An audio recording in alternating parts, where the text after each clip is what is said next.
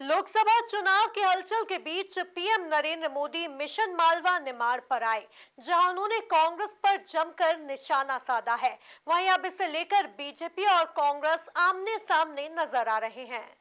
देखिए, अभी तक जो तीनों चरण पूरे देश में हुए हैं, निश्चित रूप से एक जो वोट बैंक है भारतीय जनता पार्टी का और जो हमारे प्रधानमंत्री नरेंद्र मोदी जी के नेतृत्व वाली 10 वर्षों की जो सरकार है, उससे प्रभावित होकर के एक बड़ा मत प्रतिशत भारतीय जनता पार्टी को मिलने जा रहा है।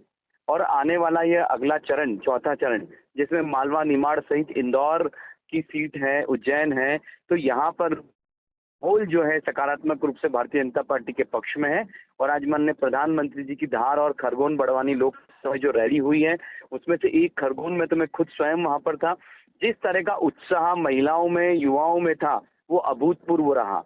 और दोनों जगह की जो रैलियां हैं, जो सभाएं हैं, निश्चित रूप से नए कीर्तिमान स्थापित करके गई है। मैंने खुद स्वयं देखा है कि जब माननीय प्रधानमंत्री जी खरगोन लोकसभा की उस रैली से निकल रहे थे, तब भी लोगों का आना सतत रूप से जारी था, जबकि पंडाल पूर्ण रूप से भर चुका था और एक जो उत्साह लोगों में था, तो ये बड़ी जीत का संकेत है। और हम आने वाला है चौथा चरण, निश्चित रूप से भारतीय जनता पार्टी एक बहुत बड़े अंतर से हमारी जो जो बची हुई इस अगले चरण की जो 6 सीटें हैं, हम बहुत अच्छे मतों से जीतेंगे। मालवा निमाड़ की मुझे लगता है, मैंने आपको कहा कि जो 6 सीट के चुनाव होने हैं, इंदौर, खरगोन बड़वानी, खंडवा, झाबुआ और उज्जैन, ये सभी सीटें हम बहुत अच्छे अंतर से जीतने जा रहे हैं। और जिस में लगातार होकर आया हूँ, खरगोन बड़वानी भी गया हूँ और अन्य लोकसभा क्षेत्रों में भी जाना हुआ है, तो जो माहौल है सकारात्मक रूप से माननीय प्रधानमंत्री जी के नेतृत्व में हम 6 की 6 लोकसभा सीट एक बड़े अंतर के साथ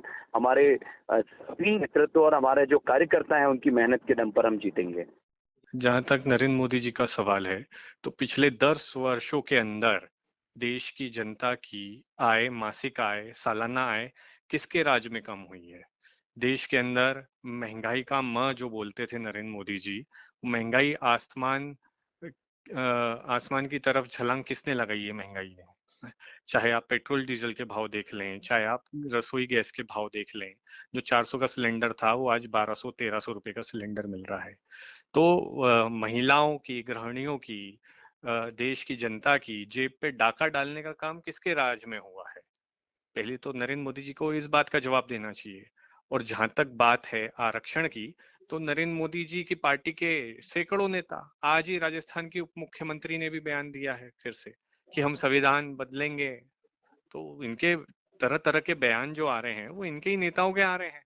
तो किससे खतरा है इस देश की जनता को?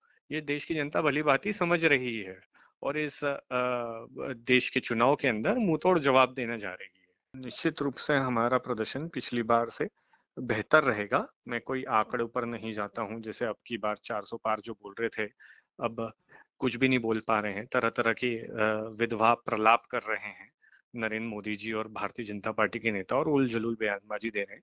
मैं ऐसे कोई भी दावे नहीं करता, पर निश्चित रूप से जनता का रुझान कांग्रेस पार्टी के प्रति इस प्रदेश के अंदर भी है और इस देश के अंदर भी है। आप देख सकते हैं, चाहे युवा हो, चाहे महिलाएं हो, चाहे किसान हो, सभी वर्ग जो परेशान है और सभी देश की जनता का कांग्रेस का जो न्याय पत्र है उसके प्रति एक विश्वास जागृत हुआ है।